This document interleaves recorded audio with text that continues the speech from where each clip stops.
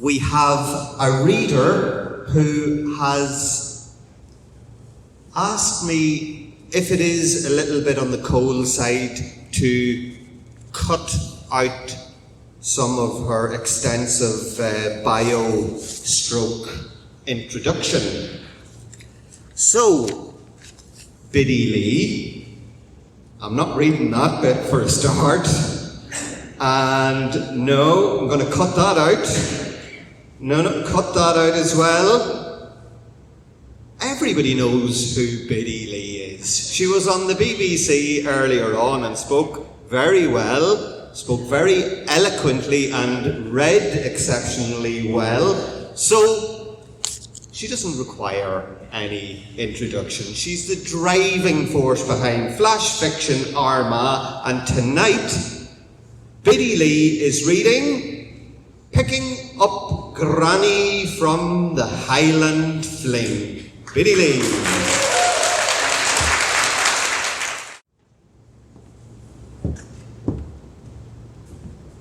Okay, don't lick the microphone. Don't. Okay, so it is really dark up here. I'm reading a little excerpt from Rejuvenation, and it's set in 2053, so a few years from now, and it's about a disease that affects very old people, and at the beginning many of them died, but the disease then sort of changes and the survivors start to get younger. So we've got that to look forward to.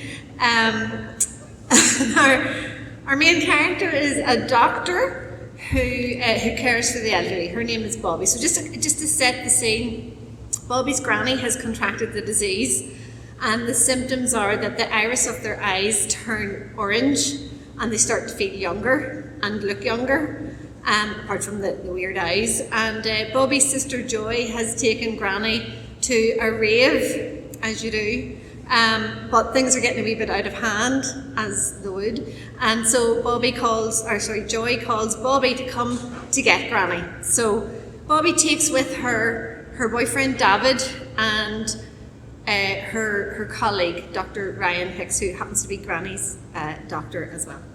So just a couple of other things you need to know is that they send messages like we send text messages, but they send them directly with their brain. They're called blinks. And they're sort of like how we use phones now. But, Elon Musk is working on it, so we'll have it. And, and there's hover cars, so that's all good. So, spotlights crisscrossed the night sky as Bobby's car approached the Highland Fling. Bright lights bouncing off low-hanging clouds sent a shiver down Bobby's spine.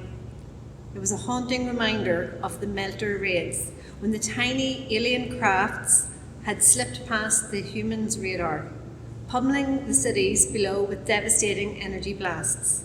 The defenders might as well have been Boy Scouts waving flashlights in the air. Bobby and her family had watched the unfolding horror through the news reports and social media uploads. It's a bit like watching the American election, actually. The human race was looking at extinction. That is also like watching the American election. Anyway, then Belliscore developed and rushed into production drones capable of detecting and destroying the Melter fleets as they entered the Earth's exosphere.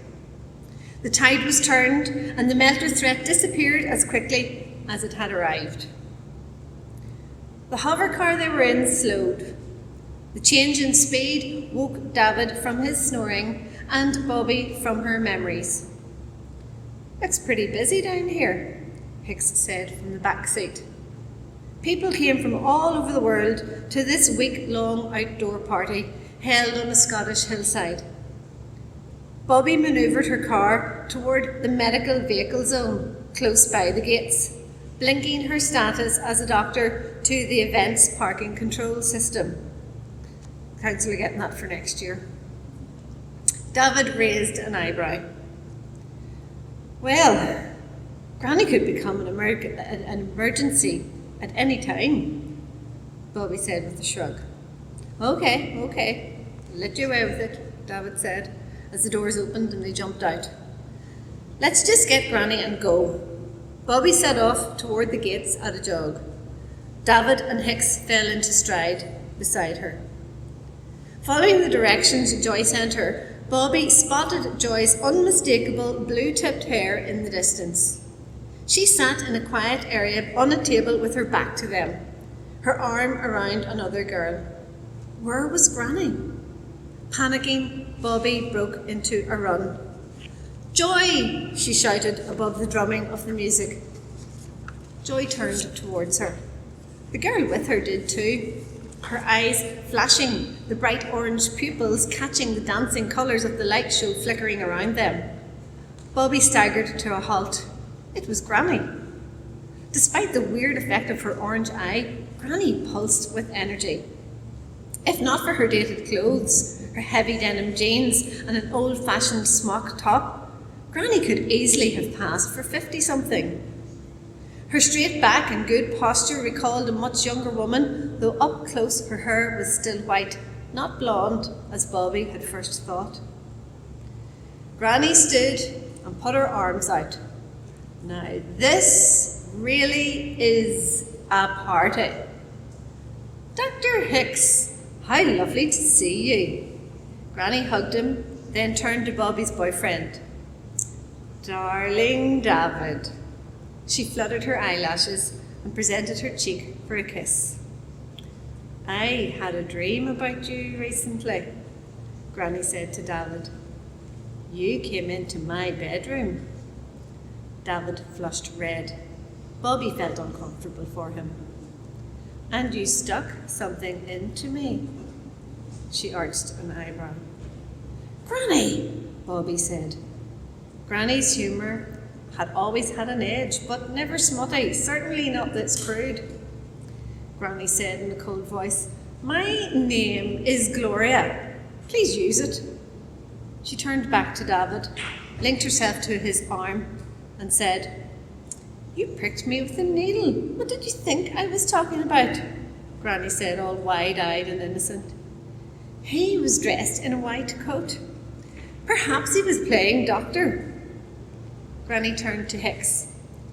Maybe Dr. Hicks told him I had acute angina. Perhaps he wanted to, check it out. Quite the dream, David said, so red-faced that his eyelids were flushed. Seems like you had lots of fun tonight, Granny, Bobby said, stepping in beside her. I'd love an ice cream. Maybe a distraction would work. My name's Gloria. Granny's orange eyes blazed. I don't want ice cream. I want a drink. A real drink. Me too, Gloria, Hicks said.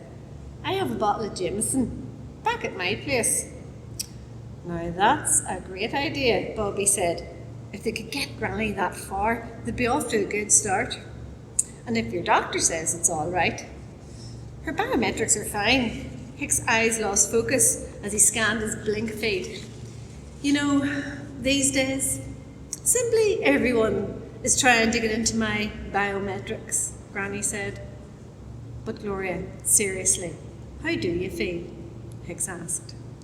Oh, this is ridiculous, Granny said, dropping her sultry tone. I've never felt better. I don't know why there's all this damn fuss. I want to be sure you're okay, Bobby said. Give over, would you? Granny snapped. Just be happy that I'm getting fitter, feeling better. But the others died. Well, I'd rather die fit and having fun than live all withered up and ancient. Granny stood up. But yes, I could do with a lift home now. Worry struck up an orchestra of nerves in the pit of Bobby's stomach. But at least Granny had given up on the idea of drinking whiskey with Hicks. For now. Thank you.